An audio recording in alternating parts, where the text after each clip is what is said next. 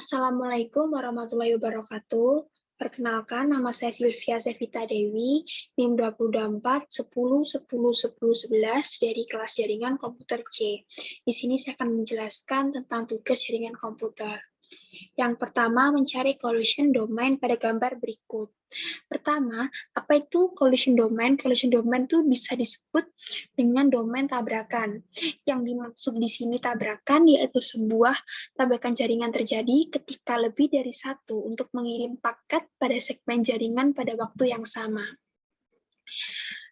Nah, untuk kita dapat mengetahui berapa collision domain-nya di gambar ini, kita harus mengetahui karakteristik dari collision domain.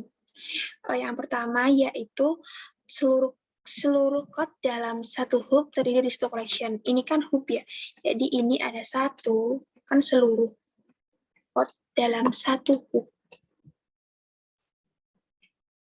Nah, yang kedua, setiap code pada switch terdiri dari satu collection. Ini switch.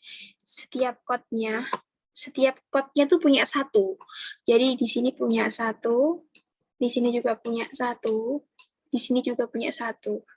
Nah, ini juga switch, di sini juga punya satu, di sini punya satu, punya satu. Nah, yang terakhir, setiap code pada router terdiri dari satu collection. Di sini itu kan router.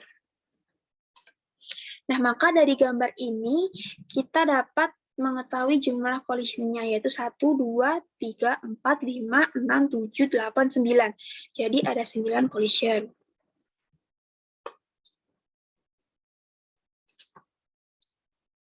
Untuk yang kedua, yaitu kita mencari broadcast domain.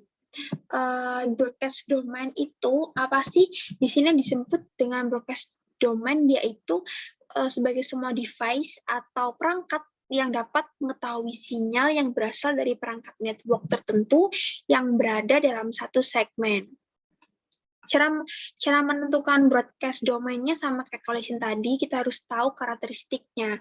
Yang pertama yaitu seluruh code yang terhubung hub terdiri dari satu broadcast domain.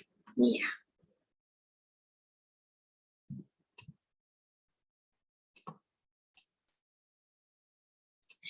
Semua code yang terhubung switch terdiri dari satu.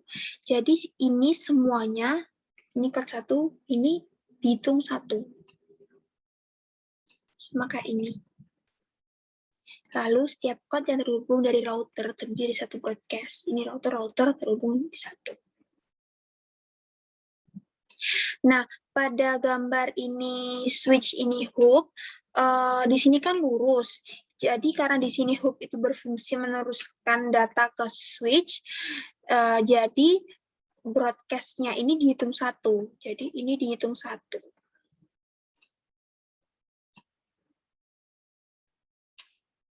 Nah, jadi kesimpulannya pada nomor 1 ini mencari broadcast domainnya ada 3, yaitu 1, 2, 3.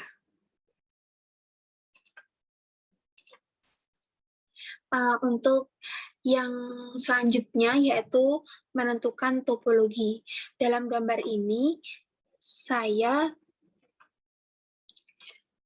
menemukan 3 topologi, yaitu topologi star, topologi tree, dan topologi bus. Nah, di sini ada topologi star. Topologi star tuh ini sama ini. Nah, mengapa topologi star? Karena setiap masing-masing komputer ini langsung terhubung server atau hubnya. Di sini kan langsung terhubung server sama hubnya. Lalu beda warna ya. Ada topologi tree. Topologi tree itu ini. Karena komputer disusun secara bertingkat. Yang ketiga yaitu topologi bus. Saya beri warna kuning. Ini. Karena setiap komputer terhubung dengan kabel utama yang nantinya dapat diakses dari ujung ke ujung. Nah, selanjutnya menjelaskan tentang topologi tree. Kelebihan dari topologi tree ini, yang pertama itu kontrol manajemen lebih mudah karena bersifat terpusat dan terbagi dalam tingkat jenjang. Yang kedua, mudah dikembangkan. Dan yang ketiga, didukung oleh hardware dan software dari beberapa perusahaan. Untuk kekurangannya sendiri, jika salah satu node rusak, maka node yang berada di jenjang bagian bawahnya itu akan ikut rusak. Yang kedua, dapat terjadi collision. Yang ketiga yaitu lebih sulit untuk mengkonfigurasi dan memasang kabel daripada topologi lain. Yang kedua yaitu topologi bus. Di sini kelebihannya yaitu mudah untuk diimplementasikan. Yang kedua, biaya implementasi murah, mudah menambahkan sebuah sistem dalam jaringan, baik untuk jaringan yang kecil. Kekurangannya dari topologi bus, teknologi sudah tertinggal. Jika terjadi kerusakan pada salah satu kabel, maka terjadi kerusakan dalam sistem jaringan.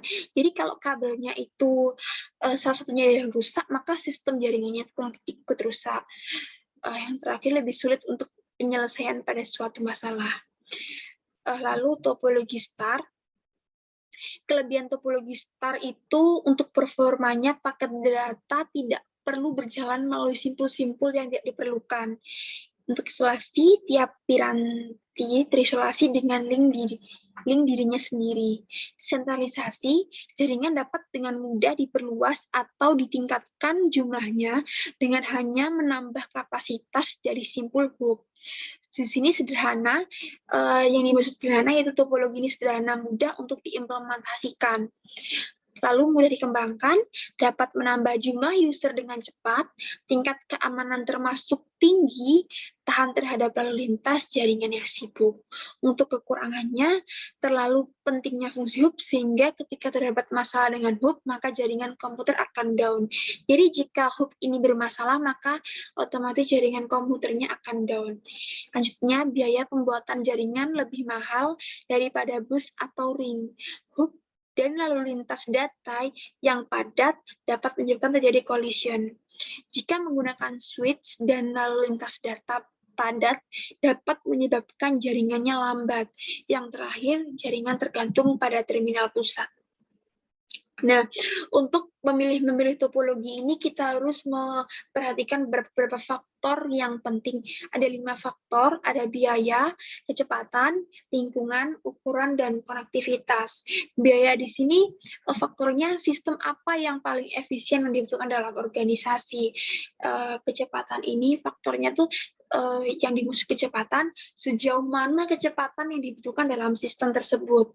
Lingkungan, kalau untuk lingkungan, yaitu misalnya listrik atau faktor-faktor lingkungan yang lain yang berpengaruh pada jenis perangkat keras yang digunakan. Yang keempat yaitu ukuran.